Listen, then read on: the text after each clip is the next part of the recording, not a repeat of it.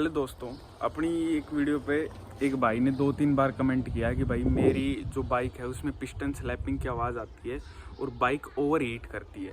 तो दोस्तों इस प्रॉब्लम के बारे में जड़ से बात करेंगे, चलते अपनी बाइक की तरफ। भाई जिन्होंने कमेंट किया था उनका मैं डिस्प्ले पे लगा दूंगा। तो भाई ये बात करते हैं कि भाई पिस्टन स्लैपिंग भी की आवाज़ आ रही है और ओवर हीट कर रही है। दोस्तों बात करते हैं ओवर हीट की। तो ज़्यादातर ओवर हीट बाइक कब होती है? एक तो जब होती है जब पिस्टन टाइट होता है ना, मतलब एक देखो ना तो ज़्यादा लूज होना चाहिए ना ज़्यादा टाइट होना चाहिए पिस्टन बोर के अंदर। तो जब ज़्यादा टाइट होता है और वो चलता है तो घर्षण ज़्यादा करता है।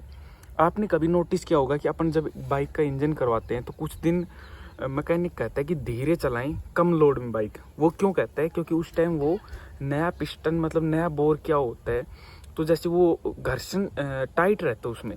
तो अगर अपन एकदम से तेज चलाएंगे तो वो एकदम ज़्यादा तेज मूव करेगा तो गर्म होके वो चिपक जाएगा या अपनी वो दीवार को बोर को भी डैमेज कर सकता है वो पिस्टन। तो इसलिए उसको धीरे चलाने के लिए कहते हैं। वो धीरे धीरे चलता चलता घिस के अपनी एक्चुअल पोजीशन पे आ जाता है जिस पे वो होना चाहिए। उसके बाद अपन उसको तेज भी चला सकते हैं और धीरे भी चला सकते हैं। तो ये बात होती है और किसी भी लोड में चला सकते हैं। तो दोस्तों ओवर हीट बाइक जब मारती है, जो वो ज़्यादा टाइट होता है बोर में, जब अपन मिस्त्री की बात नहीं मानते हैं। अब दोस्तों बात करते हैं कि इंजन स्लैप कर रहा है। तो इंजन स्लैप तो कब करता है? जब पिस्टन ढीला हो तब। तो दोस्तों एक चीज़ सोचने वाली है, अगर अपन ये सोच रहे हैं कि मान लो पिस्टन स्लैप कर रहा है तो उसकी पूरी गारंटी नहीं है कि वो अंदर पिस्टन स्लैप कर रहा है। हो सकता है क्रैंक की आवाज़ आ रही हो, वो क्रैंक का कनेक्टिंग रोड होती है वहाँ से आवाज़ आ रही हो, पिस्टन के नीचे जो कनेक्टिंग रोड जो कनेक्ट होती है क्रैंक से पिस्टन तक वो ढीली हो, क्रैंक की बैरिंग की आवाज़ आ रही हो। तो बहुत सारे सिम्टम होते हैं। तो अब अपन पता करेंगे कि पिस्टन स्लैप कर रहा है तो उसको कैसे आइडेंटिफाई करेंगे। तो दोस्तों सबसे बढ़िया इलाज है इस बाइक का, जो टूटी ऑयल है, अगर टंकी से देते हो तो पूरा तेल निकाल के बिना टूटी ऑयल वाला तेल इसमें भरो। और अगर पंप से जा रहा है तो पंप से नोजल हटा दो और एक बार रेस दे के सारा जो टूटी ऑयल जो इसमें अंदर जमा है उसको जला दो।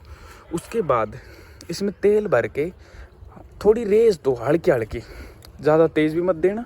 मतलब कि बिना टूटी ऑयल के बाइक को स्टार्ट करके थोड़ी सी रेस दो, ज़्यादा मत देना, इंजन सीज हो सकता है। मतलब लगभग इतनी देना कि ये मान लो कि 40-50 की स्पीड पे जितनी रेस देते हैं उतनी रेस दे के देखना धुआं फेंक रही है या नहीं।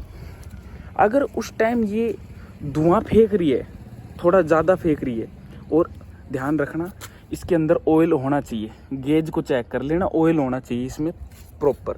अगर धुआं फेंक रही है तो समझ लेना कि वो पिस्टन स्लैपिंग की आवाज़ है, रिंग घस चुकी है और बाइक ऑयल उठा रही है, बाइक ऑयल उठा रही है, रिंग घस चुकी है, ये समझ लेना आप। तो ऐसे पता चलेगा कि वो पिस्टन स्लैपिंग की आवाज़ है या नहीं है।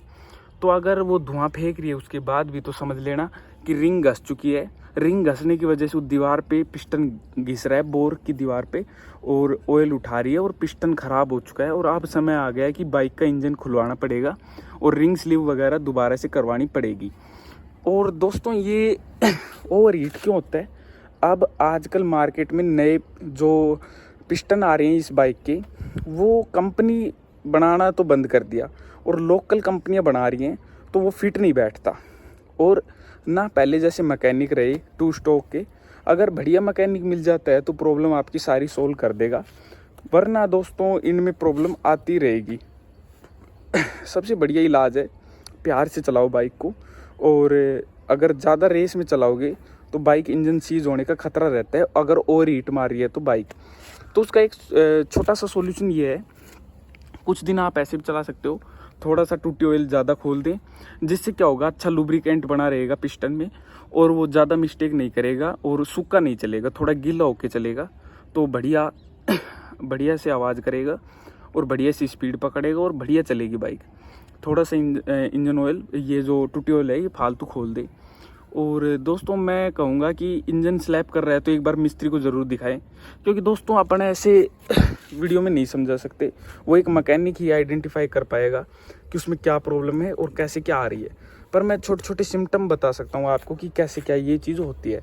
तो दोस्तों इस वीडियो में बस इतना ही। अगर वीडियो अच्छी लगी हो तो एक लाइक करें, और ऐसी और RX 100 की वीडियो देखने के लिए चैनल को सब्सक्राइब कर लें। मैं इस चैनल पे RX 100 की वीडियो लाता रहता हूँ।